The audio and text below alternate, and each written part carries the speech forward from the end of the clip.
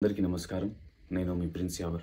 అవన్నీ big boss హౌస్లో ఉన్నప్పుడే అవన్నీ మాటల వరకే. ఏ ఒక్కరు కూడా సొంతం కాదు అంటూ మొదటిసారిగా నోరు విప్పుతూ మాట్లాడుతూ లోపల జరుగుతున్న విషయాలు అన్నిటినీ కూడా బయట పెడుతూ ఎమోషనల్ అవుతూ వచ్చేసాడు ప్రిన్స్ యావర్. అయితే బిగ్ బాస్ రియాలిటీ షో లోపలికి అడుగు పెట్టాక శివాజీ పల్లవి ప్రశాంత్తో మంచి ఫ్రెండ్షిప్ని కొనసాగిస్తూ టాప్ 5 వరకు అయితే ప్రిన్స్ యావర్ చేరిపోతూ వచ్చేసాడు. రీసెంట్గా నీతోని డ్యాన్స్ షోలో కూడా తను ఎంత బాగా పార్టిసిపేట్ చేస్తూ వచ్చినప్పటికీ తన అనారోగ్యం సమస్య వల్ల ఆ డ్యాన్స్ షోలో విజేత కాలేకపోయాడు ప్రిన్స్. అయితే ఆ సమయంలో ఎవరు ఏంటన్నది తెలుసుకున్నాను నేను అంటూ చాలా ఎమోషనల్ అయిపోతూ వచ్చేసాడు.